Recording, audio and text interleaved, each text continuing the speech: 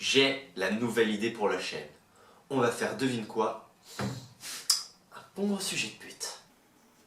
Code Geass, trop surestimé. Et on rajoute des boobs sur la vignette pour faire plus de vues. Non, non. Beaucoup trop classique. Il nous faudrait une idée géniale, une idée révolutionnaire. Pense avec moi, Steve.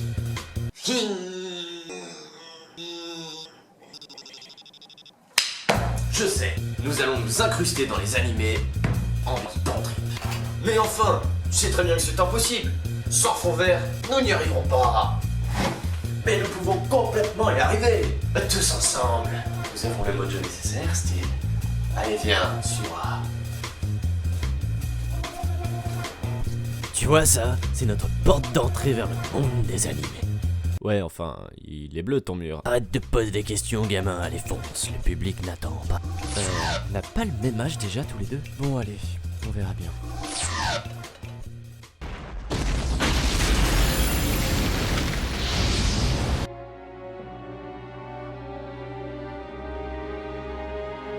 Capitaine, faudrait vraiment que la vidéo commence maintenant. Les gens vont finir par s'impatienter. Non mais, vous m'avez pris pour qui?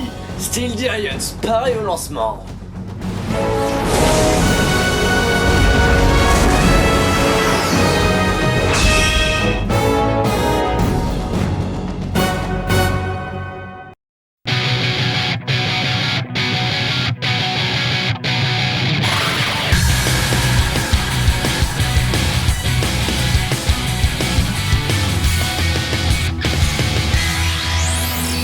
Eh bien bonjour à tous et bienvenue sur Steel Giants, j'espère que vous allez bien. Et aujourd'hui on se retrouve pour ce 8ème épisode de Mecha Animé qui sera consacré à...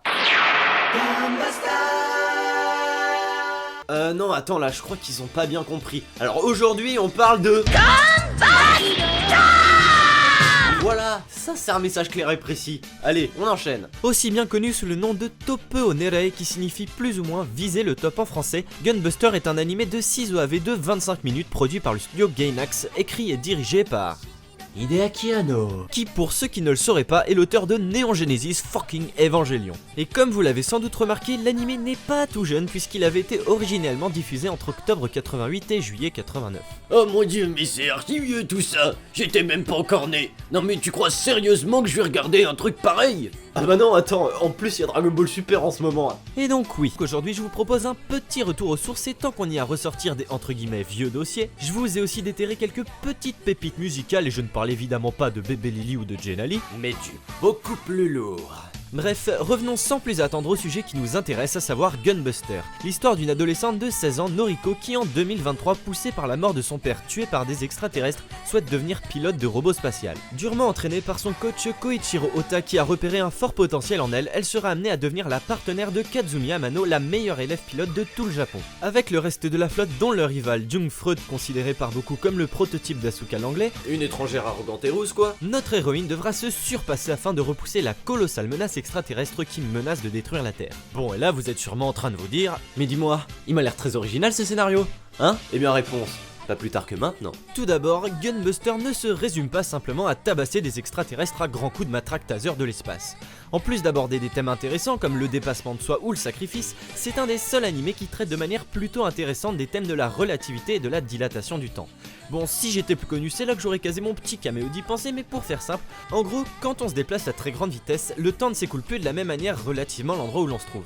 Ainsi, quelques secondes à la vitesse de la lumière dans l'espace peuvent équivaloir à plusieurs semaines, voire plusieurs mois écoulés sur Terre. Et alors forcément, on vieillit relativement beaucoup moins vite en étant pilote de l'espace que poissonnier au carrefour du coin. Salut. Et Gunbuster traite de manière très habile de tous les ressorts psychologiques que cela implique pour nos héros. Par ailleurs, c'est loin d'être le seul atout de Gunbuster. Comme vous le savez déjà peut-être, la série a constitué une petite révolution dans le monde de la Japanimation, puisqu'elle a introduit ce qu'on appelle désormais le Gainax Bounce, à savoir l'animation réaliste de ce qui constitue le scénario d'à peu près la moitié des animés récents. Merci Genax. Cependant, ce n'est pas la seule qualité que l'on peut faire à l'anime sur le plan esthétique. Alors oui, c'est sûr qu'à côté de titres plus modernes, on voit que c'est plus tout jeune. Il arrive que les voix saturent un peu, que des plans soient réutilisés plusieurs fois de manière un peu trop visible, ou même carrément qu'on voit des traces sur les cellulos lorsque certains éléments se déplacent. Mais en dehors de ça, l'animation est vraiment d'excellente qualité, surtout pour l'époque. Et franchement, en termes de fluidité de mouvement lors des combats, pour un truc datant de 88, je vous mens pas, c'est au moins aussi bien animé que Dragon Ball Super. En même temps, faut dire que Gunbuster, ça n'est que 6 OAV dont la production s'est étalée sur près d'1 an, donc au moins eux, ils ont eu le temps de s'appliquer. Pour ma part, je trouve que l'anime a excellemment bien vieilli et se regarde très bien.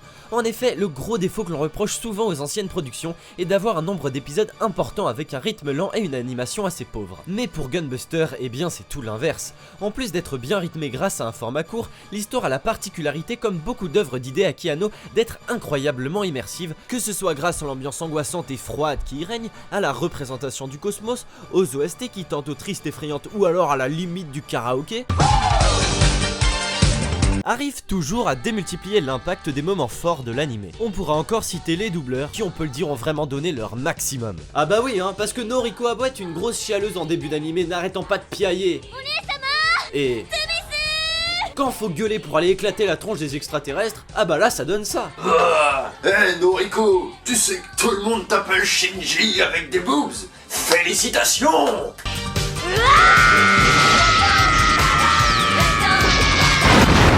Ah bah c'est quand même autre chose quoi. Et tant qu'on parle des combats qui sont au final pas spécialement nombreux, là où Gunbuster marque encore un point et qu'il arrive à alterner entre scènes angoissantes à la tension palpable et combats dantesques complètement épiques. Je veux pas faire le vieux con qui trouve que c'était mieux avant, mais je dois quand même admettre que les anciens animés arrivaient souvent mieux à retranscrire l'atmosphère si particulière de ces combats angoissants. Dans la pénombre du fin fond de l'espace, avec des musiques stressantes, un montage nerveux et de bons jeux d'acteurs, Gunbuster arrive aisément à nous plonger au cœur du combat et à véhiculer au spectateur la peur, la violence ou tout autre sentiment ressenti par les personnages. Personnages qui pourront d'ailleurs vous sembler assez clichés en 2015, mais qui ont tout de même le mérite de connaître un développement assez inédit, en partie grâce à leur confrontation face au phénomène de la dilatation du temps. C'est vrai ça, qu'est-ce que vous feriez vous si du jour au lendemain vous deviez partir vous battre à l'autre bout de la galaxie et revenir au bout de quelques heures seulement après que des centaines d'années se soient écoulées sur Terre, vous condamnant à dire adieu à toutes les personnes qui vous étiez chères? Oh t'inquiète, pas de soucis, moi j'ai trouvé, j'emmène toute ma famille avec moi, on se met bien, petit barbecue calme à 30 dans le robot. Ah d'ailleurs au fait, tu veux du jambon? Et justement, à propos des robots, je voulais revenir sur la dernière particularité de Gunbuster, qui est de mélanger à la fois le genre de Real et de Super Robot. Pour ceux qui ne seraient pas au courant, les animés de Real Robot comme Gundam sont des animés mettant en scène des robots aux proportions et aux caractéristiques essayant d'être plus ou moins réalistes. En général, on s'arrête à une petite vingtaine de mètres de haut, après ouais, ça commence à faire un peu trop. Et pour les Super Robots, eh bien, demandons à notre bon vieux Julien. Marie-Thérèse, question suivante. On joue pour 3 points. Top, sachant que Gunbuster possède 5 doigts de 10 cm de diamètre et 50 cm de long, combien de missiles de 10 cm de diamètre et 50 cm de long peuvent-ils tirer? 5? C'est non. Ah bah et oui, la réponse était 5789.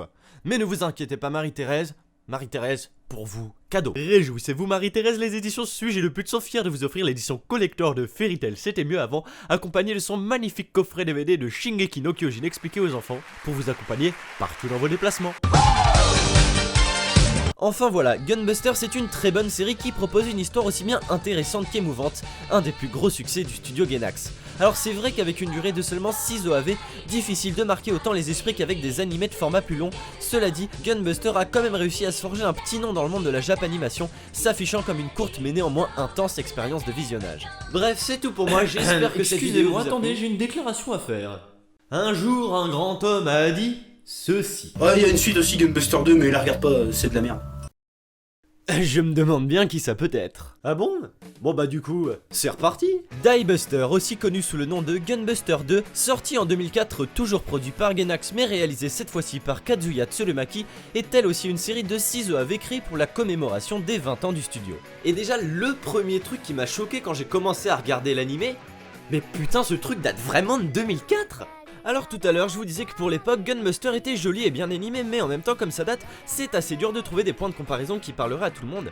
Mais là on est en 2004, alors à côté d'anime fleuve venant de sortir comme Bleach ou Yu-Gi-Oh! GX, c'est juste incomparable, mais même face au succès de l'année Samurai Champloo, je trouve que Die-Buster affiche une animation irréprochable, largement comparable à un Gurren Lagann, pourtant sorti 4 ans plus tard. On est en effet ici dans un style déjà un peu plus cartoonesque et haut en couleur, ce qui marque un premier gros contraste avec Gunbuster plus sobre, qui s'était même payé un dernier épisode intégralement en noir et blanc. Et on notera d'ailleurs la présence d'animation de synthèse qui, étonnamment, passe super bien. Donc déjà, rien que sur le plan de l'animation, Die-Buster est clairement au rendez-vous, et même s'il est vrai qu'on aurait préféré qu'il soit intégralement dessiné à la main, à part ça, j'ai vraiment rien à lui reprocher. Mais maintenant, jeune débiloïde, tu te demandes certainement de quoi ça parle.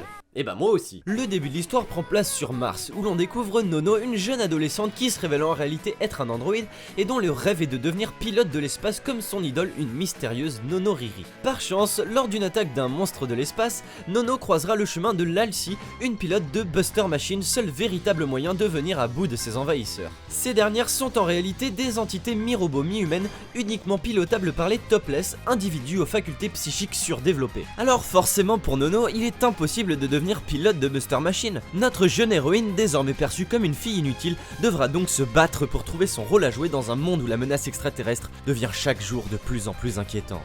Et c'est vraiment bien, hein, parce que chez Steel Giants, on est constructif. Plus sérieusement, à la vue de ce synopsis, on pourrait s'attendre à un copier-coller pur et simple du premier Gunbuster, mais c'est loin d'être le cas. En effet, l'ambiance de Die-Buster est complètement différente de son prédécesseur, ce qui est sans doute une des raisons pour lesquelles il a pu rebuter certains fans. De par ses vives couleurs, ses musiques plus enjouées et ses gags plus présents, l'atmosphère de Die-Buster y est beaucoup plus funky et bien moins angoissante. Cependant, l'anime s'est parfaitement resté sérieux dans les moments cruciaux, et même s'il est vrai qu'il a parfois un peu perdu de cette tension palpable qui régnait dans Gunbuster, cela ne l'empêche pas de proposer toujours plus de batailles épiques dont l'intensité et l'envergure ne cessent jamais d'augmenter. Mais maintenant, va falloir qu'on parle du sujet qui fâche, le gros point noir souvent reproché à Die-Buster. Allez les enfants, on l'appelle tous ensemble le fanservice. Le fanservice. Parce que nous, chez Gainax, on aime bien faire les choses de manière subtile. Subtile. Cependant, ne vous méprenez pas, il y avait déjà du fanservice dans le premier Gunbuster, mais contrairement aux animés récents et Die-Buster, il ne devenait pas envahissant et surtout ne nuisait pas à l'ambiance générale de l'anime. Tu te tapais une petite scène de bain avec tout le monde à poil, mais après on t'emmerdait plus pendant le reste de l'épisode. Ah mais qu'est-ce que tu fais? Je t'avais dit de pas venir, je vais finir par me choper un strike moi à cause de toutes ces conneries. Alors que dans Die-Buster, toujours sans aucune censure évidemment, le fanservice est déjà bien plus intrusif et parfois assez lourd. Cela dit, encore une fois, ça n'a rien de pire que les productions les plus récentes, en dehors du fait qu'au moins eux s'assument et n'en cachent pas la moitié. Cependant, bien que ce fanservice plus grossier puisse en rebuter plus d'un, moi le premier, il n'est en aucun cas une raison suffisante pour qualifier Die-Buster de entre guillemets merde, car l'anime possède plein d'autres atouts dans sa manche. Car si Die-Buster est si différent de son prédécesseur, c'est aussi parce qu'il possède une identité qui lui est propre. Tout d'abord, les thématiques abordées sont assez différentes. En effet, si l'anime est toujours en partie axé sur le dépassement de soi, il délaisse complètement l'aspect scientifique de Gunbuster au profit de thématiques plus humaines que je me garderai de vous spoiler. Cependant, Die-Buster ne renie pas pour autant ses racines et reprend un certain nombre d'éléments de la série originale et propose surtout une fin absolument magnifique, permettant de boucler la boucle avec celle de Gunbuster premier du nom. De même, sur le plan esthétique, on pourra saluer le travail de Monsieur Sadamoto, le chara-designer d'Evangelion et plus récemment des films de Mamoru Hosoda, qui nous a pondu un univers graphique riche et unique aussi bien par le design de ses personnages que de ses mechas. En effet, quand on pense mecha, généralement c'est souvent ce genre de trucs là qui viennent en premier à l'esprit. Et alors ma question, est-ce que vous avez déjà vu un mecha badass avec un manteau de pédophile? Ou alors des trucs comme ça, ou encore ça? Bah attends, mais si en fait, j'ai déjà vu ça quelque part. Punaise, c'était où déjà? J'ai le nom sous le bout de la... Ah bah oui, voilà, c'était ça. Et c'est là qu'on arrive au point le plus essentiel concernant Die-Buster. Comme vous l'avez sans doute désormais compris, cet animé c'est le premier jet d'un futur classique de la Japanimation que vous adorez tous, à savoir Gurren Lagann. Tout y est, le fanservice, l'ambiance délirante, les combats dantesquement épiques et tout le tralala. Et d'ailleurs, si vous pensiez que Gurren Lagann était le premier animé où des robots géants se balançaient des trous noirs et des planètes sur la gueule, eh bien désolé de vous apprendre que non. Cependant, je vous le dis tout de suite, si Die-Buster est de mon point de vue un très bon animé, il n'est cependant pas au niveau de TTGL, ne serait-ce que pour sa courte durée qui nous empêchera de nous attacher autant aux personnages. Malgré tout, si Si vous avez aimé ce dernier, je ne peux que vous conseiller ces deux séries d'OAV qui retracent en quelque sorte l'évolution du studio Gainax avec un Gunbuster sorti en 1988 jusqu'à un TTGL en 2008 et voire même un Kill la Kill en 2013. En effet, la particularité de Gainax, désormais Trigger, est de toujours inclure un tas de références à ses animés précédents dans ses nouvelles productions, et il y en a vraiment des tas. On en retrouve aussi bien dans les grandes lignes, que ce soit les jeux d'échelle, les batailles épiques et bien entendu la thématique du dépassement de soi, qui se résumera souvent à Allez plus loin, allez plus haut, toujours plus loin, toujours plus beau. Allez plus loin, allez plus haut, un jour enfin, un jour nouveau. Ne me remerciez pas.